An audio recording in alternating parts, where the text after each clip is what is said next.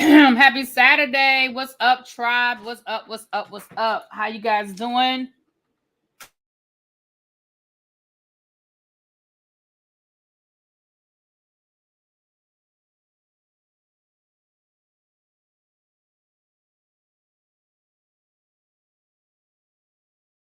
Sorry about that. I do have the chat set. I think the chat is set on members only. But you guys can always chat freely on the sister channel, ReallyBTV reviews. I'll put the link in the chat. I meant to do that, but I hadn't yet. So you guys come on in. We're gonna be discussing this new show. I told you guys I'd watch the first episode and I'll let you know what it is that we're gonna do about it. Okay. Now,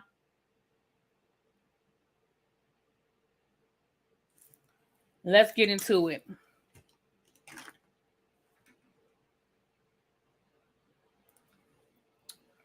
All right, can you guys see me okay? So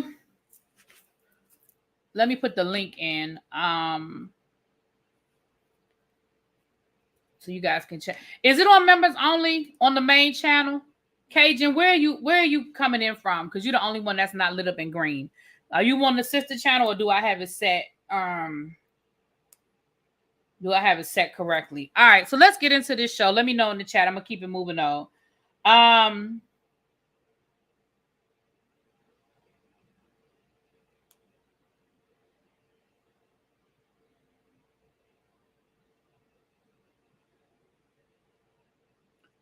So okay.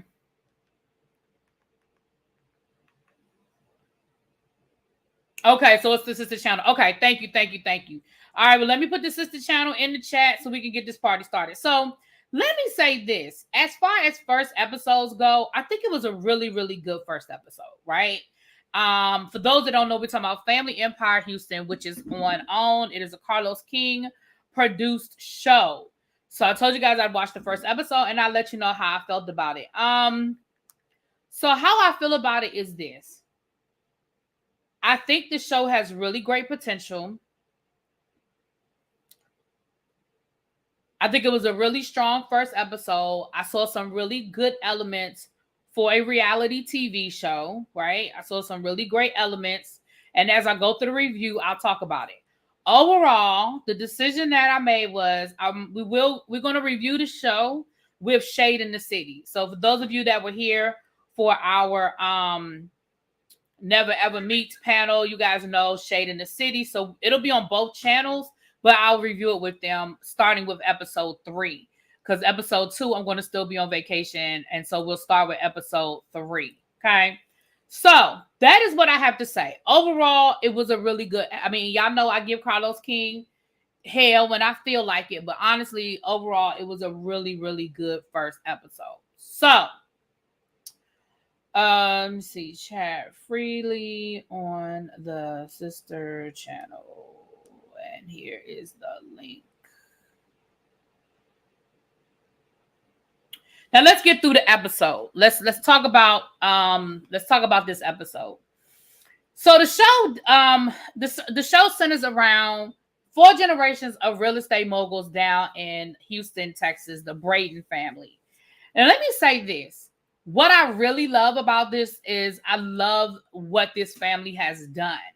I love what this family has done as far as you have grandma and grandpa who basically bought up real estate their entire life. They built an empire. They are sitting on land all throughout Houston, or at least at one point in time they did. Now, it seems like the show centers around the second generation, which they call themselves G1 and G2. So generation 1, generation 2.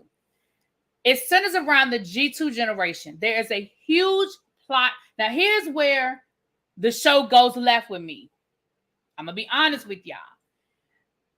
The premise of the show, which is about this huge plot of land that the G2 generation wants to buy from grandma and develop, seems to be at the nucleus of the show.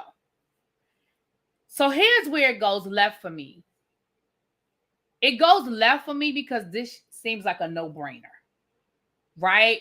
If this is a family of real estate moguls that has built off of, we're 4 generations in, this seems like a no-brainer for me.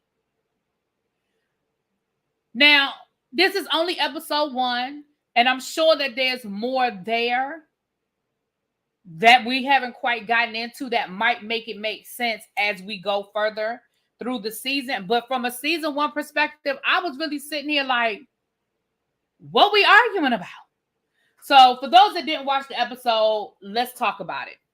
So we meet the 3 main sisters. We have the Generation 2 main sisters. It's giving Fair Street. It's definitely giving Fair Street, but it's giving Fair Street without the roadblock. We'll get there.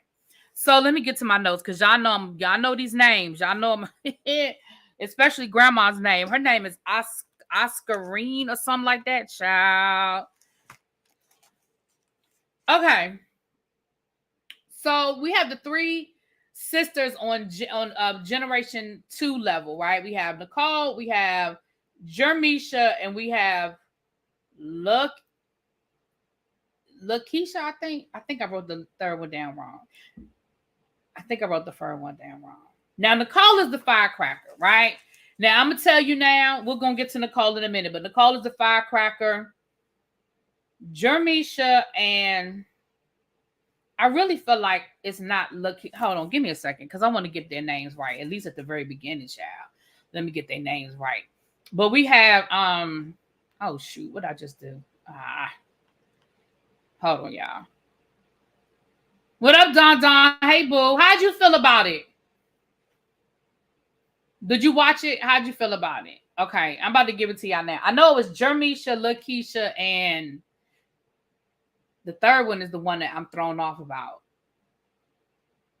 This Nicole, because I think Nikki is the half sister. We're going to get to her in a minute. But I want to make sure I get the 3 main ones right. And I apologize. I thought I wrote it down, but I didn't. And y'all know I will screw a name up. So I want to get the name right, child. Jermisha, Nicole, Jaquita. I knew I was wrong. Jaquita. Let me write it down, child. Let me write it down. Jaquita. And Nicole is the Lakeisha is the half sister. Now, like I said, Papa was a Rolling Stone. Because what I saw, okay, so where I was confused was the timeline on them being half sisters, right? I was a little confused about the timeline. But then I saw in the previews for the rest of you know how they show the previews for the rest of the season.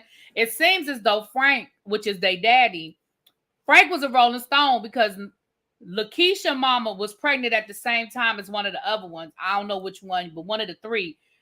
They was pregnant at the same time. So Papa stepped out of his marriage, which unfortunately, it sounds like the good part is it sounds like she was always accepted as part of the family. Like, I'm going to give Frank's wife credit that they know who their half sister is. She was around. I don't think she was there every day, all day, but looks like, Frank and his wife dealt with whatever they had to deal with. And Lakeisha, they know Lakeisha. She has been acknowledged as a member of the family. The problem, though, is because she grew up in a different house, had a different mama, probably didn't do all the same things that the other sisters did.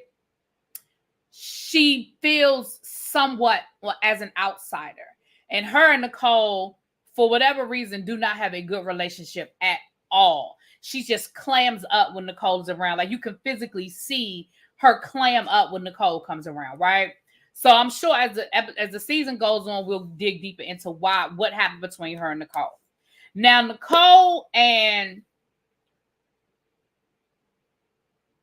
Jaquita, they decided that they wanted to do real estate, but they didn't want to work for nobody else.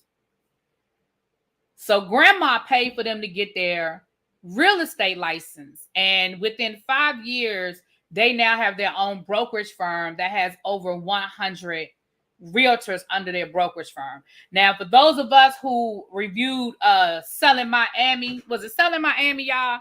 No, it wasn't Selling Miami. It was Selling Tampa. We understand that a brokerage firm is like a higher tier of real estate. You know, you get your real estate license, and then you get your broker's license, and then you can have your own like brokerage firm, which is like a higher tier. So that means that after they got their real estate license, they kept going and kept going. Nicole said in her first year, she was selling, you know, homes averaging $250,000. She said, but she now said, but she said, but in that first year, she sold 51 homes. So cha-ching, cha-ching, cha-ching, right? She now sells luxury homes. She sells $1 million homes now. So the third sister, see these names, Jermisha, she has her degree, and she was a pharmacist. But she said she was making more money selling homes part-time than she was at her full-time job as a pharmacist. So she quit her job, and now she's a full-time realtor. And she damn,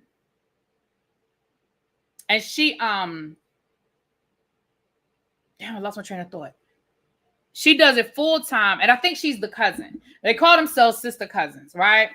Now, Jaquita and Jermisha's husbands both work for the firm. Nicole's husband does not. Now, I'm gonna go ahead and give y'all this about Nicole's husband. Don, you could tell me how you feel about this in the chat. See, this is where I started doing this and giving Carlos the here we go. Because Nicole and her husband's situation is very much giving me Melody and Martell Holt. It's very much giving me, what was that couple on Love and Marriage Detroit, Love and Marriage DC? It's like you always have to have this one couple. Nicole, now we found out that Larry works a job. Now they never said specifically what he does, but Larry works at night. She said when they first got married, his job, he had to schedule 2 weeks on, 2 weeks off. So they would literally go 2 weeks without seeing each other. And it sounds like Larry stepped out because we saw a conversation, which was from a year ago, which lets me know that they shot the pilot for this show a year ago. But it sounds like they filmed this in January, because they said something in the show let me feel like they were filming this in January. So a year ago, we have a scene with Nicole and her husband, and her saying, well, you know, I just don't think it's okay for us to walk around this house not speaking to each other. But, you know, you've done some things in the past, and you just betrayed my trust. Well, that's cold for he cheated. You know what I'm saying? Like, what he betray your trust and do? He was out too late with the boys. He bought a car without your knowledge. Like, what he do? Come on now. That is code word for he cheated. So I was like, when I saw that, I was like, here we go again. Here we go again. Carlos and this toxic situation. So we're going to put that to the side for now, because although I feel like we're going to get into it, I don't feel like it's going to be, at least not right now, I don't feel like it's going to be the crux of the situation. Now, what I will say is this. Just like Melody Holt, I see Nicole becoming the breakout star of this show. So it may, if this show gets a season 2, it may become a major storyline, because I absolutely see Nicole becoming the breakout star of this show.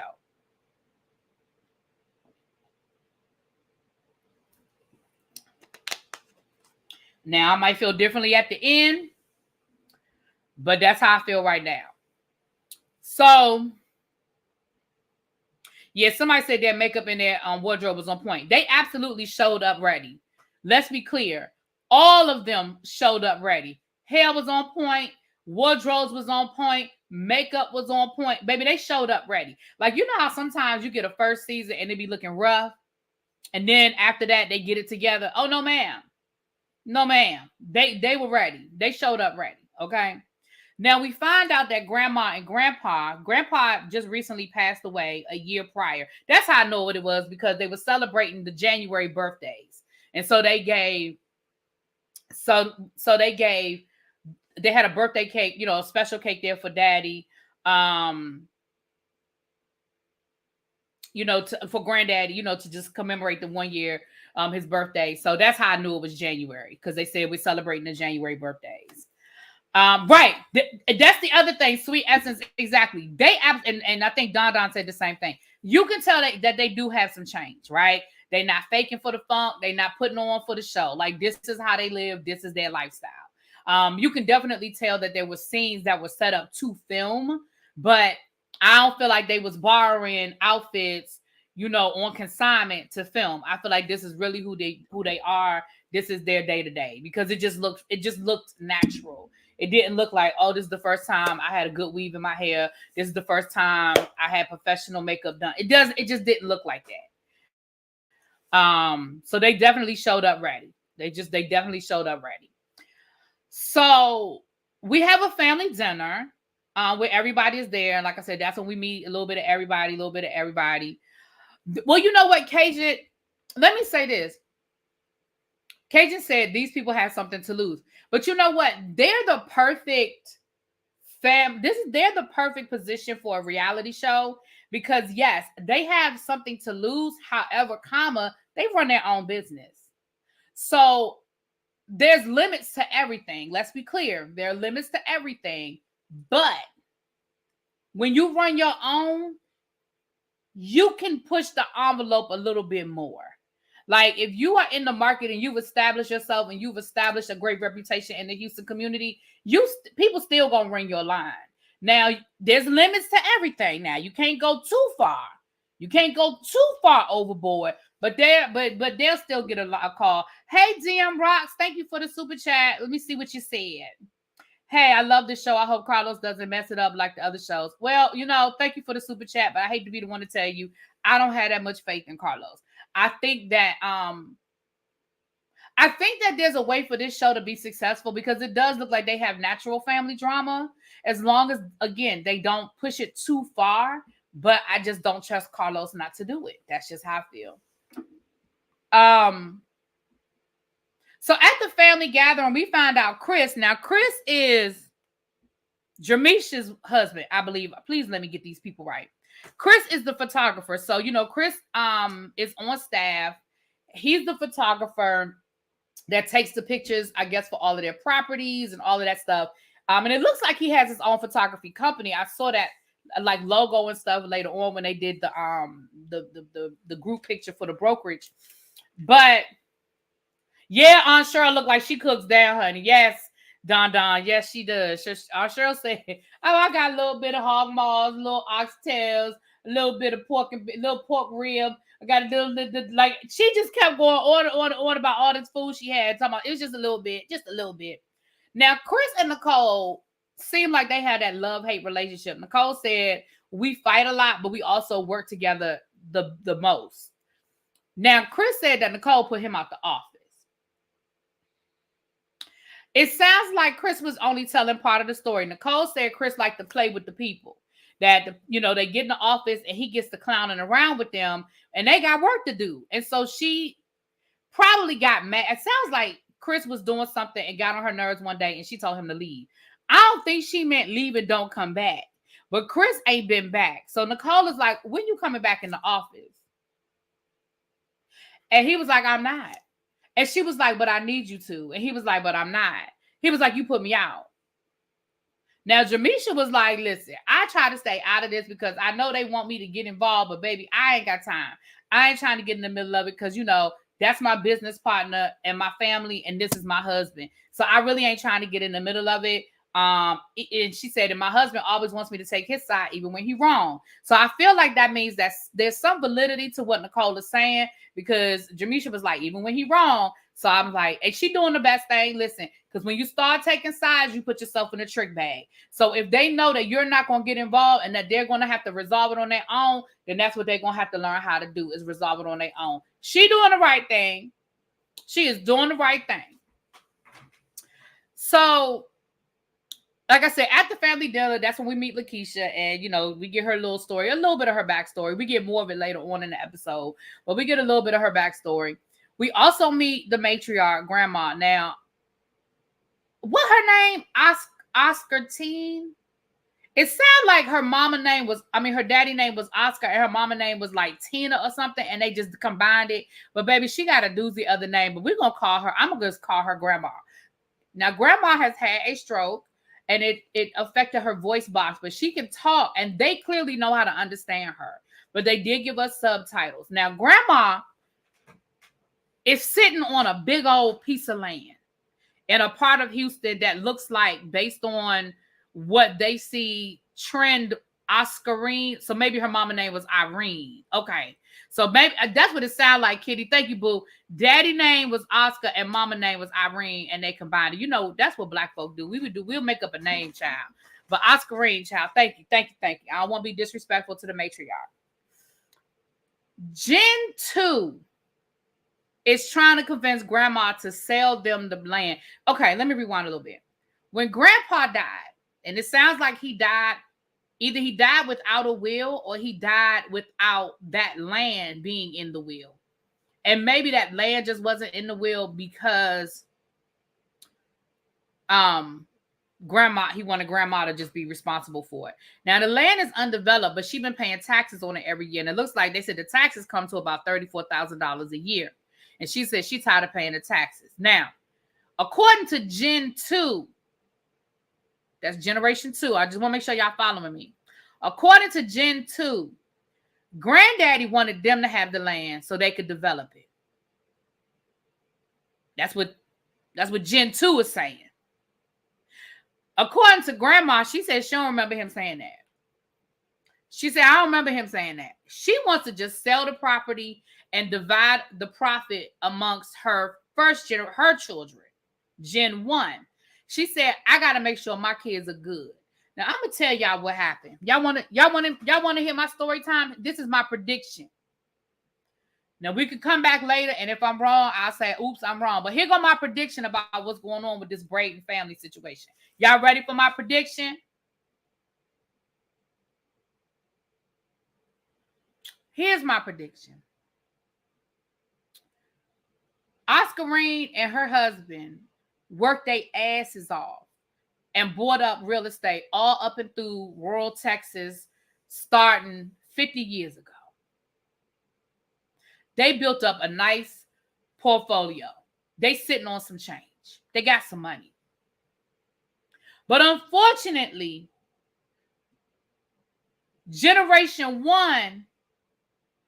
unfortunately, Oscarine and her husband did, I think his name, wasn't he Frank Sr.?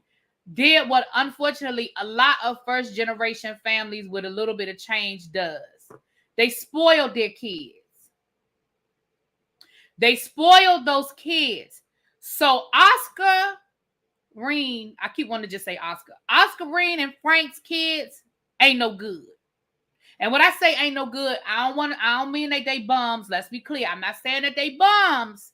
I'm saying they were spoiled. Everything was probably given to them, and they did not work as hard to maintain the family legacy.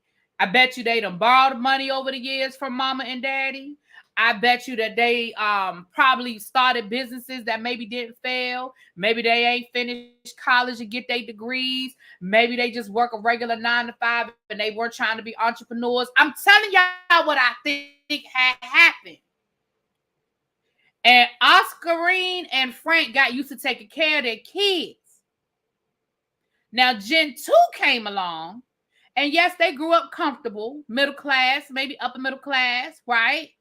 But they have busted their ass and they done built something and they are continuing the legacy. Now, it does sound like Aunt Nikki does real estate. Aunt Nikki is part of Gen 1. Sound like she does do real estate, but it doesn't sound like she's a hustler like the rest, like this brokerage, like the Gen 2. That's what I feel like is happening. And so, because Oscarine said, I want to be able to pay off their houses. Why are you paying off the houses of your grown ass kids? Because I feel like at this point, if your kids are old enough for their kids to have kids,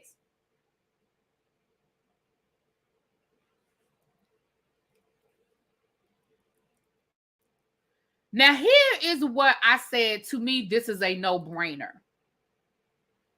We get a scene. Now, grandma ain't ready to make a decision. Aunt Nikki is the spokesperson for grandma, right? So we have a scene where all the ladies meet down at the land so we can see the land and so they can talk about it, right? We find out that they bought that land for $80,000 whenever they bought the land. Don't know how, I forgot how long ago they said it was. But they bought that land for $80,000, give or take. The land has now been appraised at over $700 and something thousand, almost $1 million. Undeveloped land. But they said that the trend that they see is that development is trending in the direction of where this land is. They said they could develop that land and they could probably make somewhere around $5 million after they've developed that land and maybe put houses on there and sold off the houses. See, this is what I mean when I say I don't understand how this is the nucleus of a story, because that's a no-brainer for me. Like, I don't understand. And again, I hope we get deeper into what's really going on as we go through the season, because if I remember this family, and I was a part of Gen 1 and Gen 2, who I know have proven themselves, they built a brokerage of over 100 agents in 5 years, says, hey, we can take this land, let us buy it from grandma at cost. So we're going to buy it from grandma, even if they double her profit. If she bought it for $80,000 and they buy it from her, hell, I'll round it up for $200,000, right? And then they say, listen, we're going to develop the land. And once we get done developing the land and we sell off the lots, whether we build houses or businesses or whatever, we are set to make $5 million. And then we'll divide up the $5 million based on percentages. Like, we'll get, I don't know, let's say the brokerage gets 40%, 50%, and we'll give y'all the other 50% to divide up. I don't know how many Gen 1 kids, because they gave us the family tree, but I didn't count. To me, that's a no-brainer, because everybody walks away with something. And everybody walks away with more than what they walk away with now. Because if grandma sells that land now for $700,000 and divides it among her kids, okay, they're going to walk away with maybe $200,000 and some change, because they got to pay taxes and all of that. They may walk away with that. But you mean to tell me if we wait about 3 years, maybe 4 years, give or take, all of the things that have to happen, you mean I could probably walk away with double that? That's a no-brainer to me. Am I tripping? Especially, this is a family of real estate. Like, it should be and I understand that grandma just might be tired. Grandma just might be tired and don't want to deal with it.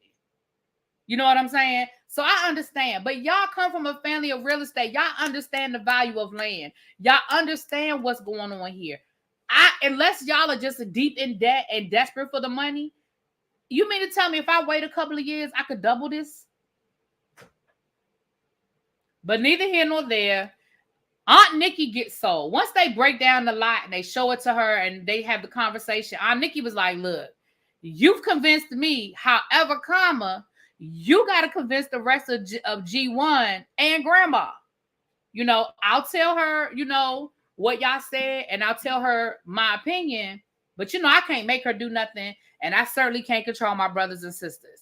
Now, for me personally, if granddaddy didn't put it in his will, then they can't hold grandma to what granddaddy verbally said if he ain't put it in his will. You feel what I'm saying?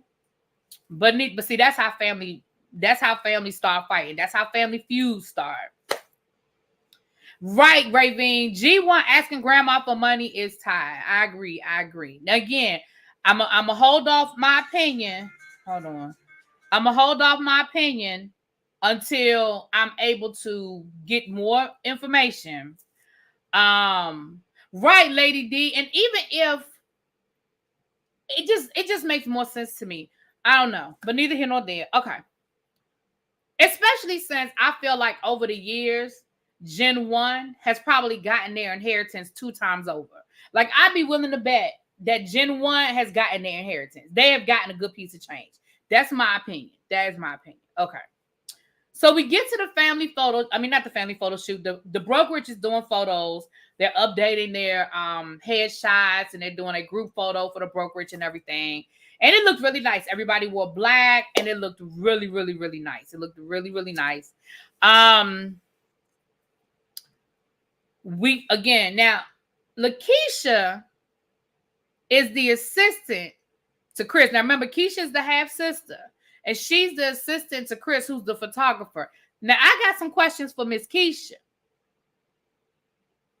She says she always feels like an outsider. You know, she always feels like, you know, she was never totally accepted by the girls, which I can understand. That was a hard situation for the girls to be in. Like, they literally see their daddy being their dad. You know what I mean? Like, it's one thing to find out when you're an adult that your daddy might have did something. Okay, so if it's Gen 1, it's 3 girls. Right. Thank you, Powerful. Thank you.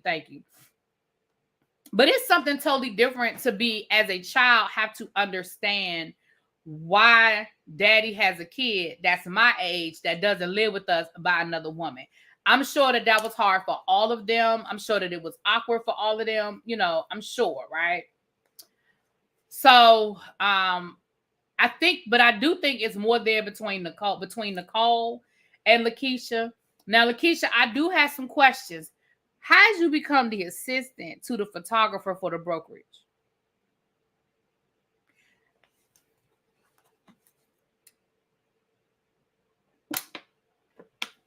And what I mean by that is, I'm not alluding to anything nefarious going on. I'm alluding to,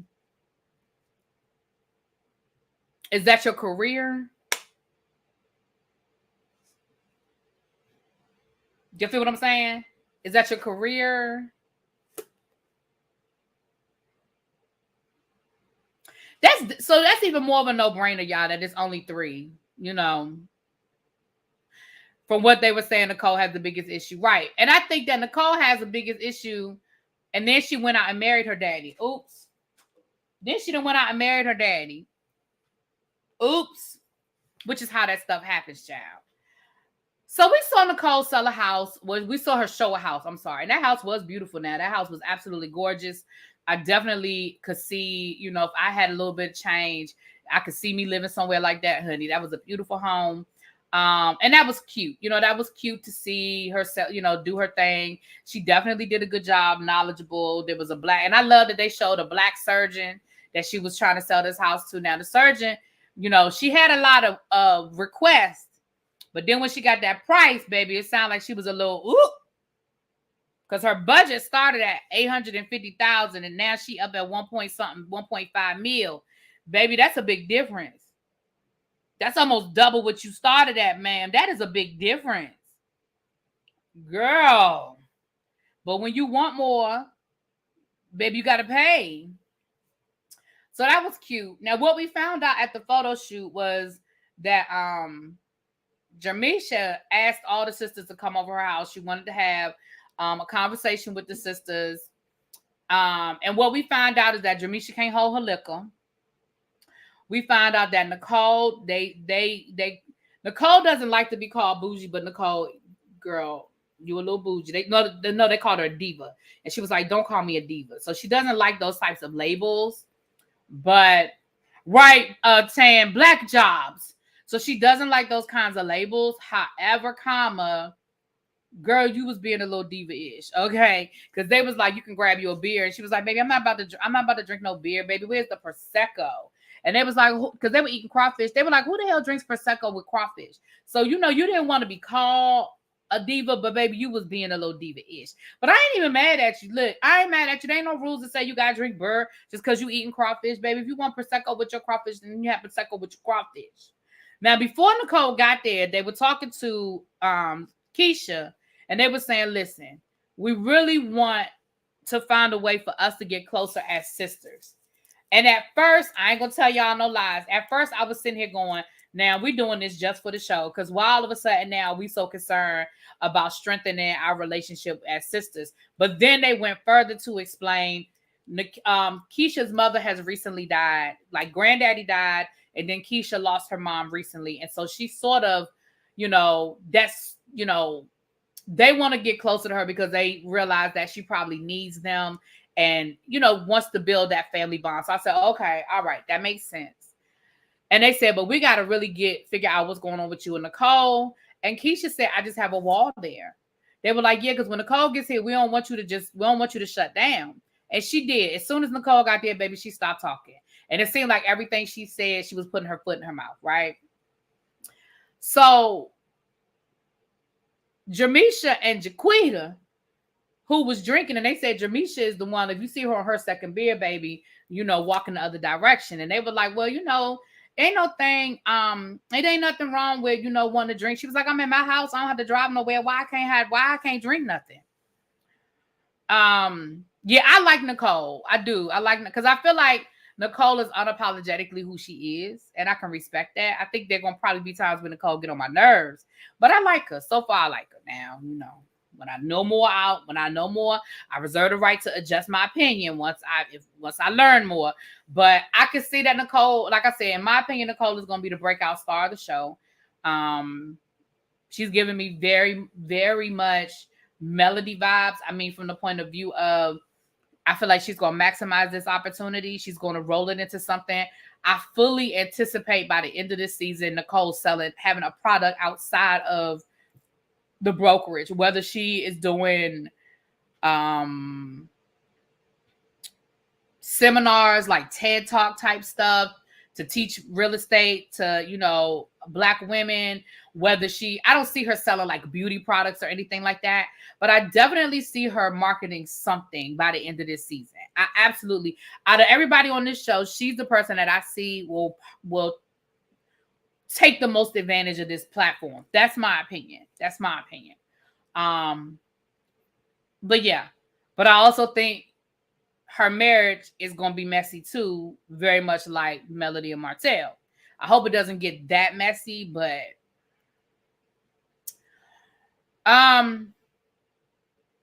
so the sisters so Jamisha, they made a joke about a wall being put up, and Nicole was like, well, what's that supposed to mean?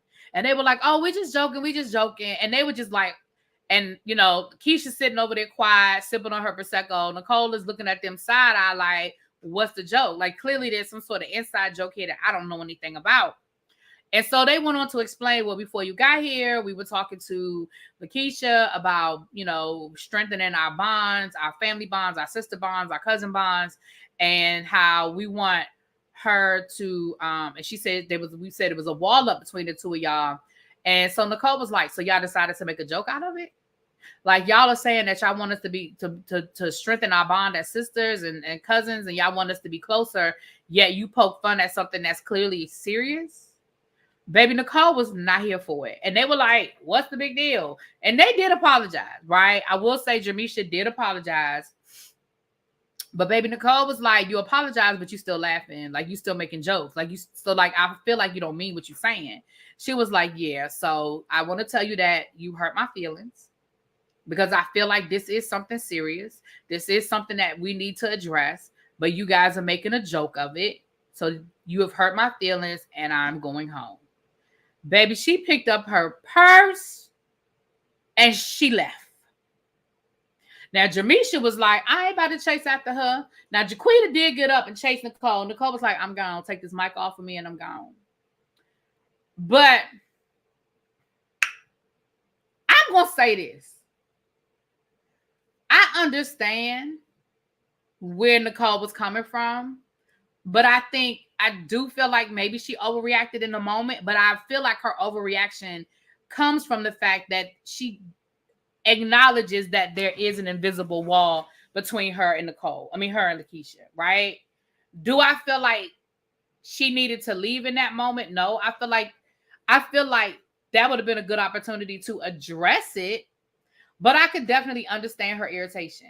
When you're trying to be serious and everybody around you is giggling and being silly, I definitely can understand that would irritate the hell out of me too. I ain't gonna lie to you. But what I probably would have done is said, Keisha, can we talk? Like, I'm sorry you feel that way. Can me and you have a conversation? And I might have taken Keisha into the other room to start the process, because it ain't no way you're going to resolve 30 years of a situation in one conversation. But I definitely would have started the process in that moment. And then I probably would have left. But leaving like that without acknowledging what Nicole said, because you were so busy being mad at your sisters and cousin for giggling about it, you said your feelings were hurt, but you didn't validate Lakeisha either in that moment. And by you leaving and sort of leaving Keisha hanging, if I were Lakeisha, I would have felt worse. Because it's like, well, I did open up and I was open to a conversation, and she was over here fighting and fussing, and she didn't even acknowledge what I said. You know, I mean, she acknowledged that, yes, there's a wall here, but she didn't acknowledge what they need to do to try to resolve it. But again, I understand her irritation, because I probably would have been irritated as hell too. When you're trying to be serious and somebody is just giggling and giggling and giggling, I would be pissed off too. So anyway, you guys, that was the episode. I'm not going to drag the review out, because I'm going to bring y'all, we're going to do 2 more reviews before I go to bed tonight, okay? We're going to be back at 8 o'clock to do the Real Housewives of Dubai, and we're going to be back at 10 o'clock to do Love and Marriage Huntsville. So I could get those 3 things in before I leave. And I wanted to do them. Let me say this. No, we're going to go ahead and do Dubai. I was getting ready to say, maybe I'll just do Dubai as an upload, but we'll go ahead and do Dubai. I'm getting ready to watch Power, so I can try to get Power, but that'll be an upload. Y'all know I never do Power live. That'll be an upload. And if I'm feeling real froggy, I'll do the last episode of the latest episode of House on Fire. But that'll be an upload too. I already watched House on Fire, so it's a matter of just doing the review and uploading it. But I'm packed. I just got finished cleaning my kitchen. I'm about to do my purse, my carry-on, my bag that I'm taking with me, my purse. So I'm about to clean that out and then make sure everything is in there that needs to be in there. I've been charging everything, so I got all of that I need to put in there. So it's just going to depend on my time. I'm pretty much done doing what I need to do, though. So, yeah. Checked in my flight. So, yeah. Child, I done checked in my flight. Why they done already changed the gate? I said, Lord. They done already changed the gate, child. But anyway, so I will see you guys in an hour, 15 minutes. Talk to y'all later. Peace.